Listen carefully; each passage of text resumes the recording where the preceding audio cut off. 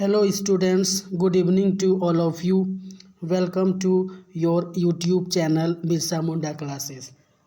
आशा करते हैं आप स्वस्थ होंगे, मस्त होंगे और एग्ज़ाम की तैयारी में व्यस्त होंगे। डियर स्टूडेंट्स, आज बायोलॉजी के चैप्टर रिप्रोडक्टिव हेल्थ के सेकेंड पार्ट के मोस्ट इम्पोर्टेंट MCQs के सेशन को लेकर आया हूँ। तो क्लास स्टार्ट करते हैं हम लोग। Question number 16।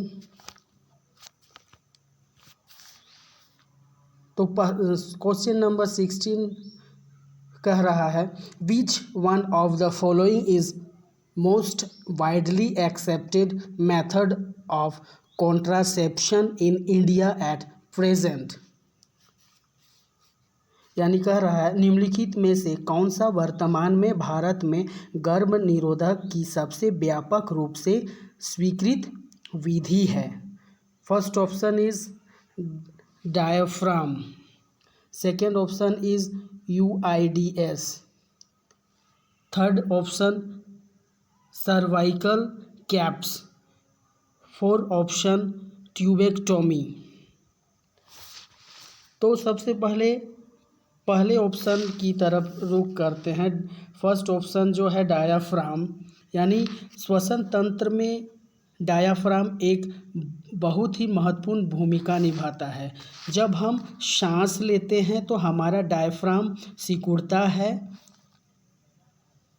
और सपाट होकर हमारे पेट की ओर बढ़ता है। यह गति हमारी छाती एवं वैक्यूम बनाती है, जिससे हमारी जो छाती है फैलती है, यानी बड़ी होती है और अंदर की ओर हवा खींचती है। सेकेंड ऑप्शन है IUDS यानी इंट्रा यूट्राइन डिवाइसेस। ये इंट्रा यूट्राइन डिवाइसेस क्या होता है? ये जो होता है गर्भावस्था को रोकने के लिए गर्भाशय में डाला जाने वाला एक छोटा टी आकार का प्लास्टिक का टुकड़ा होता है। यह जन्म नियंत्रण यानी बर्थ कंट्रोल का एक प्रभावी और विश्वसनीय तरीका होता है। थर्ड ऑप्शन जो है सर्वाइकल कैप्स यानी ग्रीवा की टोपी। तो सर्वाइकल कैप एक ऐसी विधि है जिससे गर्भाधान को रोकने के लिए गर्भाशय ग्रीवा के मुख पर ढकने के लिए लचीले यानी फ्लेक्सिबल पदार्थ की बनी टोपी होती है।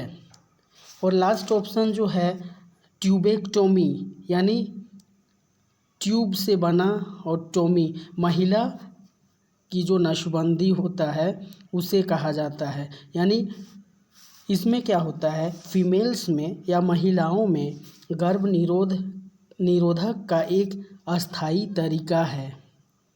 यह एक सर्जिकल प्रक्रिया है जो फैलोपियन ट्यूब को ब्लॉक कर देती है, जिसे अंडाशय द्वारा छोड़े गए अंडे को गर्भाशय तक पहुंचने से रोका जा सकता है। तो इसमें से हमसे ये क्वेश्चन पूछ रहा है कि निम्नलिखित में कौन सा वर्तमान में भारत में गर्भ निरोधक की सबसे व्यापक रूप से स्वीकृत विधि है। तो इसमें जो है ऑप्शन नंबर 2 यानी UIDS यानी इंट्रा यूट्राइन डिवाइसेस, ये जो है करेक्ट ऑप्शन हमारा हो जाएगा। तो करेक्ट ऑप्शन जो है हमारा ऑप्शन 2 यानी UIDS कभी कभी इसका फुल फॉर्म भी पूछा जाता है। तो इसका जो फुल फॉर्म होता है इंट्रा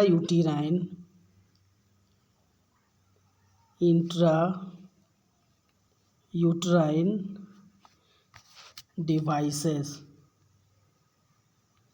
डिवाइसेस हमेशा याद रखिएगा, ये इसका फुल फॉर्म बराबर पूछता है। इसके बाद हम लोग चलते हैं नेक्स्ट क्वेश्चन की तरफ। Question number 17. Oral contraceptives pills function by inhibiting, यानी पूछ रहा है मौखिक गर्भ निरोधक गोलियां निम्न में से किसको बाधित करके कार्य करती है ना। तो पहला जो ऑप्शन है हमारा फर्टिलाइजेशन यानी निषेचन, सेकंड ऑप्शन ओव्यूलेशन यानी अंडोत्सर्ग, रिप्रोडक्शन यानी प्रजनन, या चौथा ऑप्शन जो है हमारा नन ऑफ दिस, इनमें से कोई नहीं।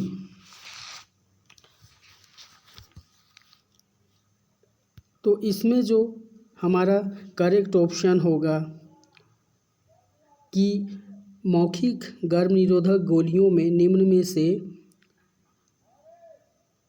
अंडोत्सर्ग यानी ओव्यूलेशन को क्या करता है, बाधित करके कार्य करता है। तो ऑप्शन 2 अंडोत्सर्ग यानी ओव्यूलेशन जो है हमारा करेक्ट ऑप्शन होगा। नेक्स्ट क्वेश्चन की तरफ चलते हैं हम लोग। Question number 18, which of the following is mechanical barrier used in birth control. Question हमसे पूछ रहा है निम्नलिखित में से कौन सा जन्म नियंत्रण यानी बर्थ कंट्रोल में प्रयुक्त यांत्रिक अवरोध है। First copper T, second option diaphragm, third loop, fourth Dalkon shield. तो इसमें जो है निम्नलिखित में जो है हमारा डायाफ्राम जो है ये जन्म नियंत्रण में प्रयुक्त आंतरिक अवरोध होता है।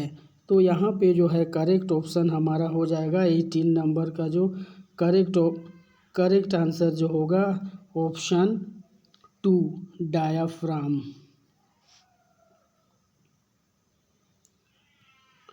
नेक्स्ट क्वेश्चन की तरफ चलते हैं हम लोग।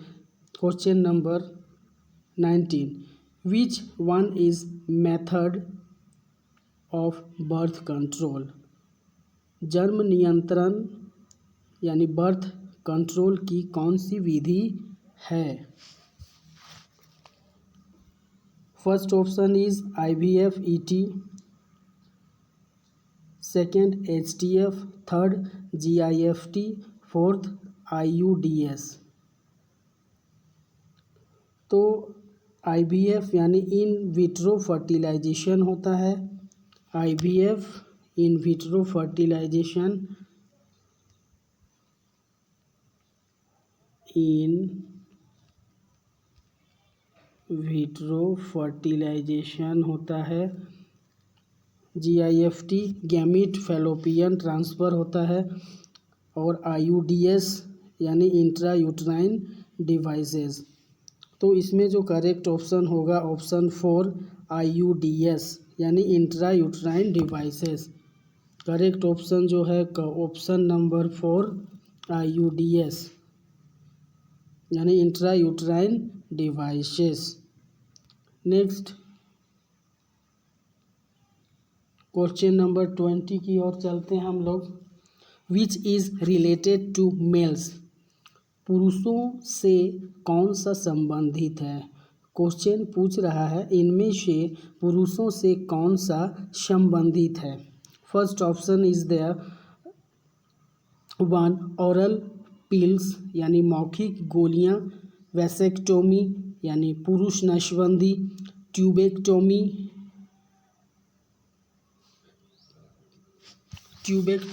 यानी महिला नसबंदी,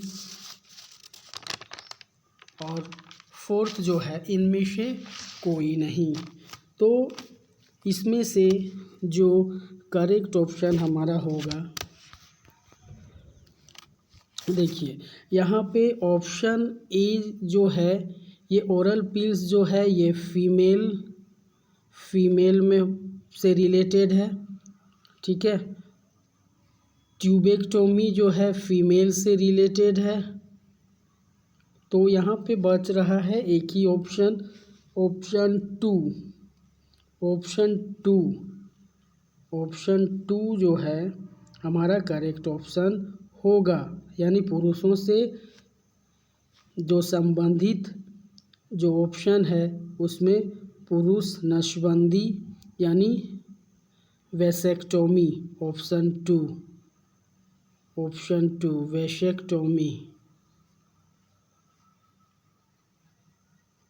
वैसेक्टोमी जो है ऑप्शन टू हमारा करेक्ट ऑप्शन होगा।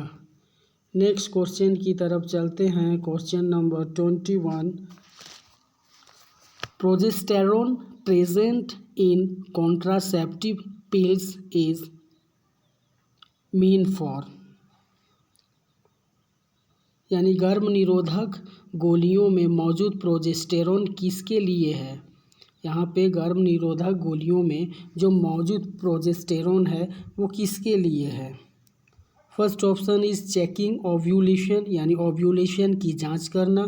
सेकंड ऑप्शन प्रिवेंटिंग फर्टिलाइजेशन, यानी निषेचन को रोकना। ऑप्शन थर्ड है प्रिवेंटिंग इम्प्लांटेशन ऑफ जाइगोट, यानी युग्मनज के आरोपण को रोकना। And fourth option is there preventing cleavage, यानी विभाजन को रोकना। तो इसमें जो है हमारा करेक्ट ऑप्शन जो हो जाएगा चेकिंग ओव्यूलेशन, यानी अंडोत्सर्ग की जांच करना। ओव्यूलेशन या अंडोत्सर्ग की जांच करना। तो करेक्ट ऑप्शन जो है हमारा ऑप्शन नंबर 1 लॉक कर दिया जाए, ये ऑप्शन नंबर 1 को। तो करेक्ट ऑप्शन 21 का option 1 checking ovulation. Next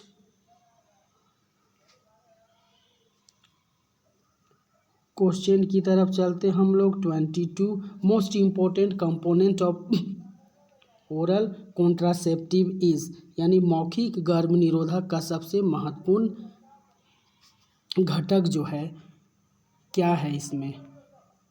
first option is thyroxine, second option is LH, यहाँ पे जो है एलएच।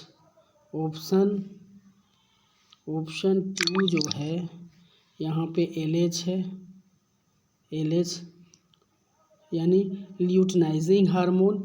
थर्ड प्रोजेस्टेरोन, और फोर्थ जो है जीएच यानी ग्रोथ हार्मोन। तो 22 नंबर का जो करेक्ट ऑप्शन होगा, यानी most important component of oral contraceptive is progesterone, यानी option third is our correct. तीसरा नंबर का जो ऑप्शन है हमारा ये करेक्ट ऑप्शन है progesterone. Next question number 23, contraceptive oral pills help in birth control by, यानी गर्भ निरोधक मौखिक गोलियां जन्म नियंत्रण में मदद करती है। किस प्रकार से जो है गर्भ निरोधक मौखिक गोलियां जन्म नियंत्रण में यानी बर्थ कंट्रोल में मदद करती हैं। First option is killing of ओवा, यानी अंडाणुओं को मारकर। सेकेंड प्रिवेंटिंग ओव्यूलेशन, यानी अंडोत्सर्ग को रोककर, यानी अंडा का जो निर्माण होता है उसको नहीं होने देता है। थर्ड ऑप्शन है किलिंग ऑफ स्पर्म्स, यानी शुक्राणुओं को मारकर। Fourth option forming barrier between sperms and ओवा, यानी शुक्राणुओं और अंडाणुओं के बीच अवरोध बनाकर।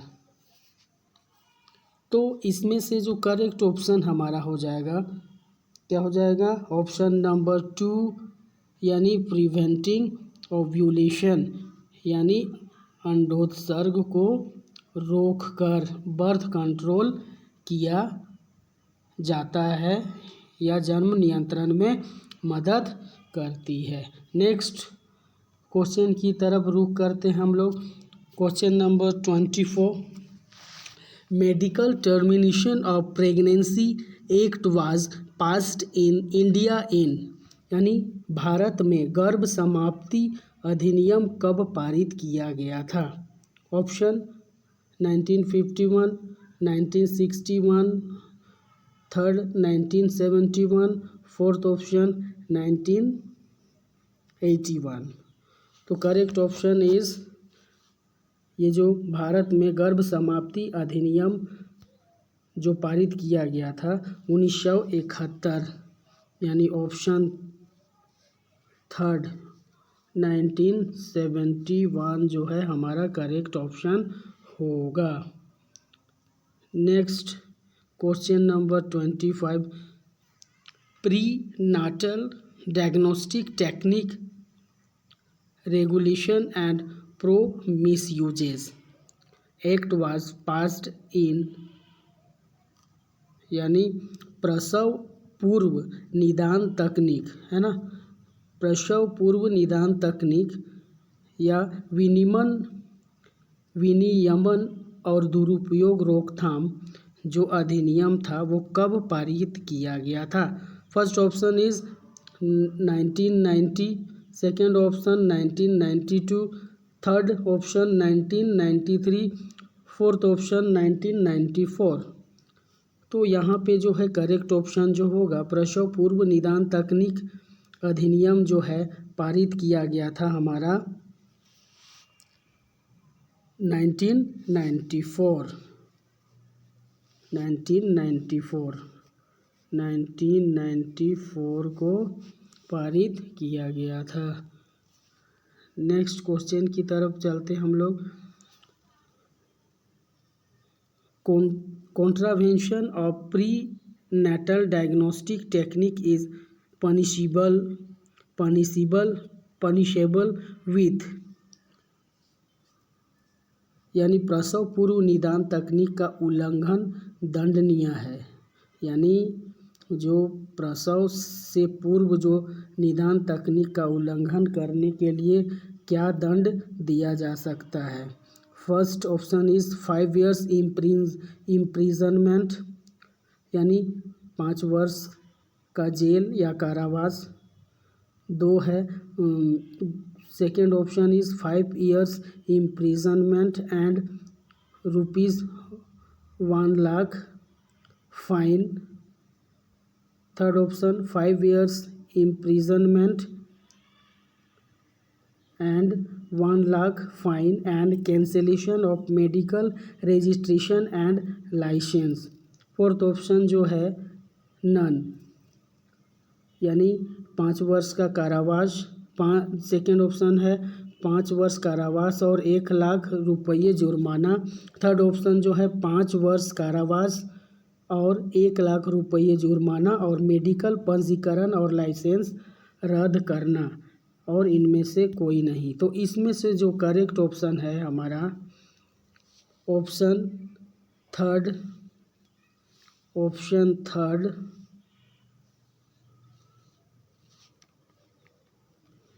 5 years कारावास यानी इम्प्रिजनमेंट और 1 लाख रुपये जुर्माना के साथ साथ मेडिकल पंजीकरण और लाइसेंस रद्द करना। तो यहाँ पे 26वें नंबर का जो करेक्ट आंसर होगा ऑप्शन थर्ड। नेक्स्ट ऑप्शन की तरफ चलते हैं हम लोग। 27 medical termination of pregnancy is considered safe unto,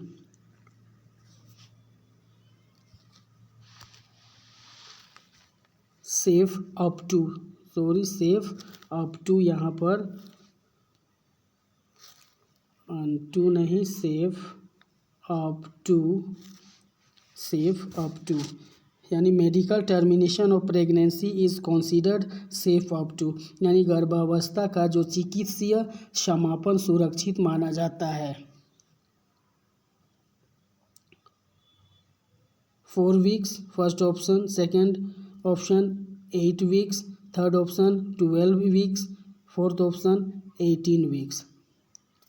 यानी फर्स्ट ऑप्शन 4 सप्ताह, दूसरा ऑप्शन 8 सप्ताह, तीसरा ऑप्शन 12 सप्ताह, फोर्थ ऑप्शन 18 सप्ताह। तो इसमें से जो करेक्ट ऑप्शन होगा option number third option number third हमारा 12 वीक्स है ना, 12 वीक्स, 12 सप्ताह हमारा करेक्ट ऑप्शन हो जाएगा। नेक्स्ट क्वेश्चन की तरफ चलते हैं हम लोग। Question number 28।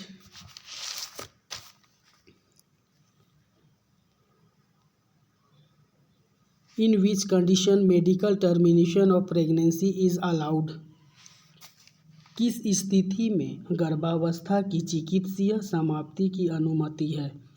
First option is in case of rape यानी बलात्कार के मामले में। Option 2, if pregnancy is likely to produce a congenitally malform child, यानी यदि गर्भावस्था से जन्मजात विकृत बच्चा पैदा होने की संभावना हो। Third, pregnancy is likely to harm the mother, यानी गर्भावस्था से माँ को नुकसान पहुँचने की संभावना हो। या ऑप्शन 4, ऑल ऑफ दिस, यानी उपरोक्त में सभी। तो इसमें जो करेक्ट ऑप्शन होगा हमारा ऑप्शन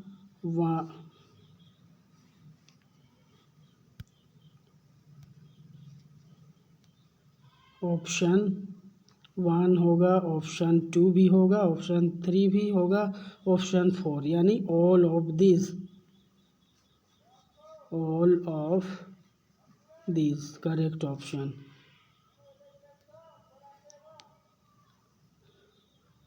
क्वेश्चन नंबर 29 की तरफ चलते हैं हम लोग।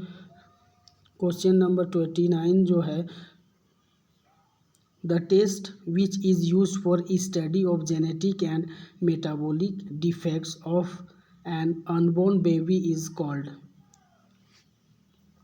यानी अजन्मे बच्चे के आनुवांशिक और चयापचय दोषों के अध्ययन के लिए उपयोग किए जाने वाले परीक्षण को क्या कहा जाता है? फर्स्ट ऑप्शन है एमनियोसेंटेसिस। सेकेंड ऑप्शन है एरिथ्रोब्लास्टोसिस। थर्ड ऑप्शन है एंजियोग्राम। और 4 जो है क्लोनिंग टेस्ट। तो इसमें जो करेक्ट ऑप्शन जो है हमारा एमनियोसेंटेसिस, एमनियोसेंटेसिस यानी पहला ऑप्शन जो है एमनियोसेंटेसिस। बताते चलें कि एमनियोसेंटेसिस एक ऐसा टेस्ट होता है जिसमें गर्भावस्था के दौरान किया जाने वाला टेस्ट होता है। नेक्स्ट क्वेश्चन की तरफ रुख करते हैं हम लोग। Question number 30, which of the following disease is not sexually transmitted, यानी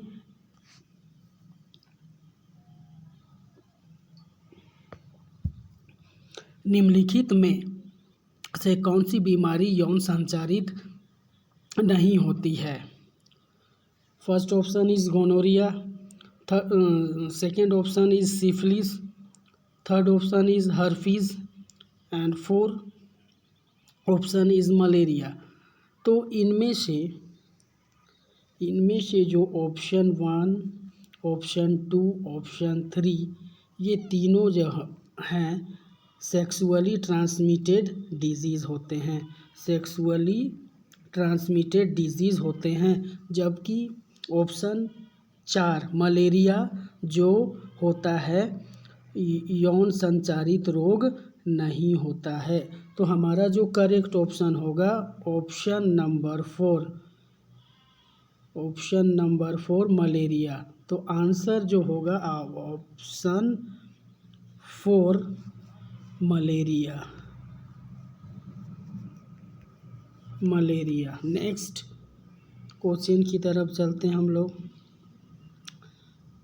फिर से पूछा जा रहा है question number 31, which is sexually transmitted disease, कौन सा इनमें से कौन सा यौन संचारित रोग नहीं है?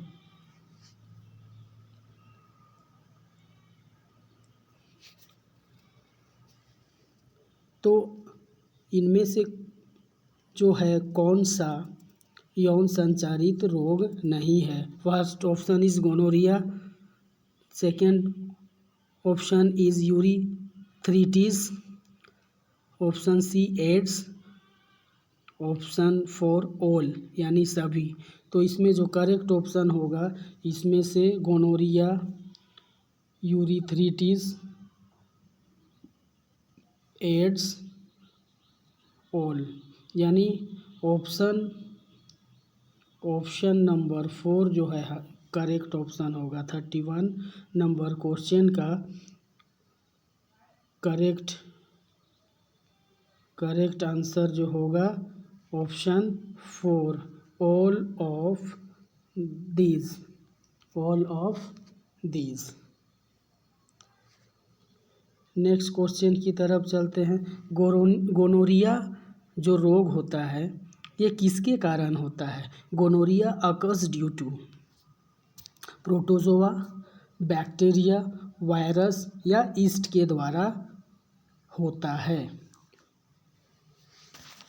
तो ये जो होता है गोनोरिया जो होता है ये बैक्टीरिया के कारण होता है। तो करेक्ट ऑप्शन जो है ऑप्शन नंबर 2 यानी बैक्टीरिया।